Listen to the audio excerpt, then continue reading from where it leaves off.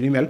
bu ko defee te dinañu ko waxtaanee parce que y a beaucoup de Sénégalais yu ñu introsé si qu'est-ce qui s'est passé concrètement au niveau de l'université Cheikh Anta Diop de Dakar réforme yi concrètement lan lañ ci mën a xaar ak état bi lan la bëgg ci wàllum réforme yooyu dinañu ko waxtaanee ak qu'est-ce qui s'est passé bi takk der yi duggee parce que ñu ngi dégg ñenn nee nañu étudiants yi ñoom pare wuñu woon pour xeex. Qu'est-ce qui s'est passé entre-temps ak li nga xam ne aussi ministère de l'intérieur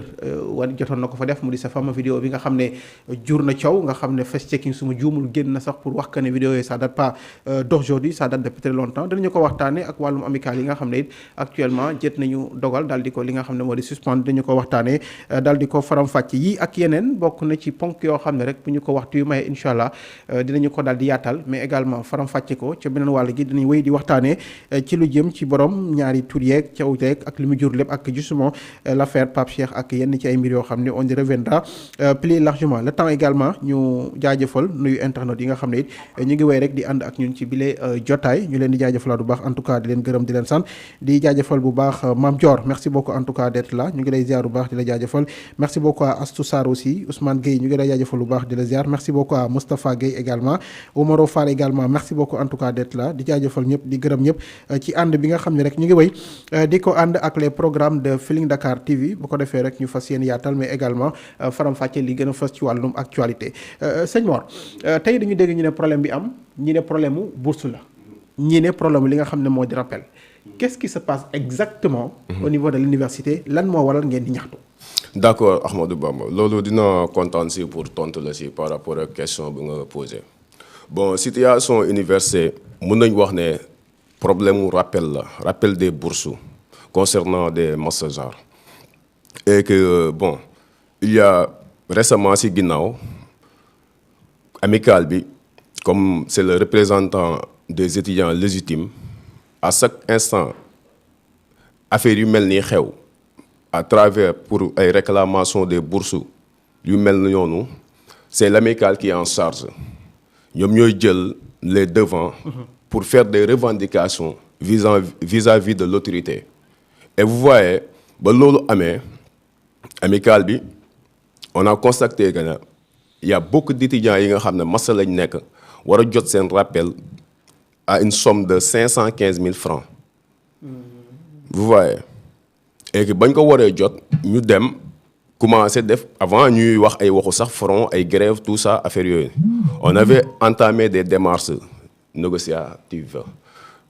dem au niveau de direction des bourses gars yi entretenir ak waxtaan ak gars yi bon lu jóge si ñoom mooy des fois on te dit que ne dañ leen fay des fois nga dem à un certain moment donné ñu ne yoraluñ leen bourse vous comprenez au temps de Abdourahmane Diouf arrivé à ce que ñu ñëw Daouda ñëw ba mu ñëwee même chose gars yi nekkaat si les mêmes démarches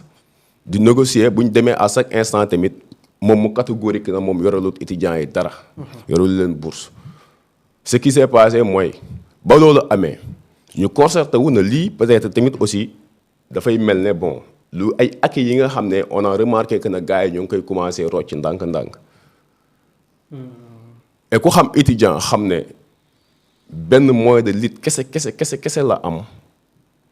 bu amee ay naqar mbala mu am ay métit à savoir wàcc sur le terrain front bi bii bi du. léegi avant ñu yegg ci front bi. léegi lan la gouvernement bi wax ci par rapport ak rappel yi nga xam ne yoreel na ko ñu nekk master. moom laa lay wax nii tout à l'heure. oui il a refusé de façon catégorique que ne yoralutuñu bourse. yaa ngi comprendre. oui loolu c'est récent parce que au début de façon discrète dafa doon discuter ak gars yi di négocier ak gars yi di leen wan na carrément may leen ñu. oui dañoo amul xaalis dañ leen fay.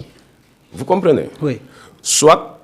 bon ngeen may ñu quelque temps ñu lijjanti affaire yooyu gars yi jàpp loolu mais ba ñu demee entre temps di def suñuy front toog lu yàgg dégguñ leen ñu def suñu front ba ñu defee front yi on espérait que ne dina am réponse bi positive par rapport ak front yooyu noonu ñu ñëw taxaw jàmmarloo ak ñun en nous montrant que ne li ngeen di revendiquer mais baal ma yéen am na fi ndaje moo xam ne ñu ne doxoon na entre yéen le président de l'Assemblée nationale. ak le premier Ousmane Sonko foofu lan moo fa bàyyeekoon comme résultat exactement. voilà moom laa lay wax rek c'est-à-dire gouvernement bi lu mu bëgg ci bourse étudiants yi daf ñu ko leeralut carrément c'est tamit aussi dafa lëndëm suñu kanam jusqu'à présent. oui waaw parce que bourse bu nga xam ne droit la ci étudiant bi lu muy revendiquer yow yaa ko moom mayuñ la ko saraxuñ la ko. vous voyez ba mu ma lay wax tout à l'heure mooy ba grève yi commencé woo nañu ay table de négociation à multiples reprises. oui mooy grève bu njëkk bi. mooy grève avant waaw grève bu njëkk bi. ba mu ko ma entamé juste rek gars yi doon nañ woote dem nañ ba primature dem nañ ba assemblée nationale gars yi gisante nañu ak Ousmane Sonko El Malick Daouda tout ça affaire yooyu noonu mais à chaque fois bu ñu ñëwaat du ñu andi li nga xam ne c'est concret que ne voilà carrément le problème est réglé de façon définitive que ne gars yi dañuy fay suñu bourse est-ce que vous comprenez parce que c'est le collectif ñoo doon dem di entretenir ay débat ak ñoom mais collectif boobu noonu tey di dem il dem au nom des étudiants yi nga xam ne c'est concerné par rapport ak bourse boobu noonu léegi tey yow ñooñu ñoo yónni ñu dem bu ñu ñëwee à chaque instant duñu la andil la réponse concrète quoi bu nga xam ne lu factuel di nga xam ne carrément ñii dañ ñu fay suñu bourse ñu xam ne kon donc lii naruñu ko c'est à travers des murmures ñu dégg na carrément bourse yi dañ si bëgg andi ay réformes yu bees vous voyez à savoir bourse d'excellence hormis peut-être rappel yi na yoreel te fayuñ leen ko mais ci bourse yi aussi dañ ci bëgg a indi ay yeneen réformes yu bees waaw ay waxuñu ko mais on sait que na foofu lañ jëm. mais est-ce que dañu xaar ba autorité bi wax ak yéen. non fa la jëm parce que boo xoolee récemment gars yi dem nañ benn séminaire. oui toog di waxtaan mooy le jour où gars yi collectif bi di quitter séminaire bi. bu budee woon vous voyez. ba ñu demee ci séminaire bi bon ñoom en âme et en conscience ay personnes dotées de raison xam nañ ne carrément gars yi lu ñu leen andil tey ce sont des choses déjà faites lenn rek moo des son application. et il voulait leur impliquer ci application boobu noonu maanaam taqal leen que ne loolu bu jàllee à leur présence ñu xam ne carrément ñii dañoo d'accord ci situation bu ñu bëgg a dérouler nii. gars yi ils ont très tôt compris ñu concerté wu entre ñoom vite fait ñu quitter la salle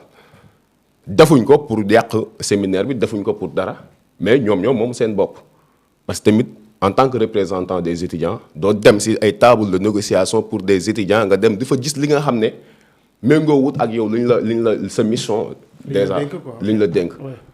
donc ils ont droit de quitter ñu ñëw. ok mais dafa am keroog lu ministre bi soulevé aussi mooy ñi am 31 ans nekk ci syndicat wala nekk université. loolu lan nga ci indi ci tontu. waaw Bamba gis nga le ministre là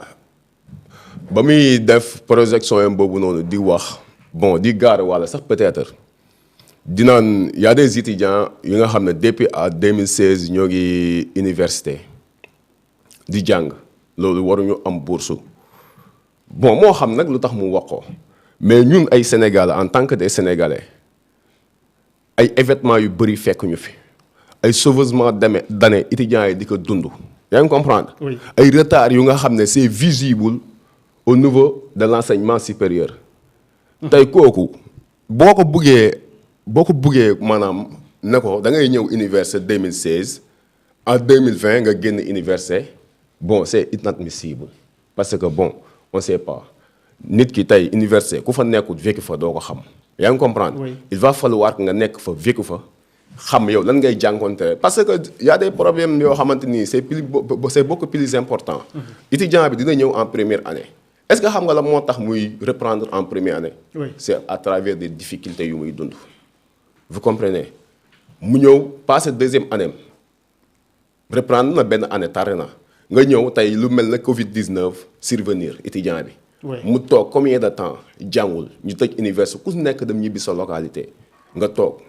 est-ce que yooyu année yooyu noonu ciy tenir en compte ak l'événement de Ousmane Sonko Adji Sarr le 1er juin 9 mois encore université tëj ko. Et les vacances universitaires y compris. Vous voyez léegi tous ces années perdues là nga bëgg ko jël bu ko étudiant bi ne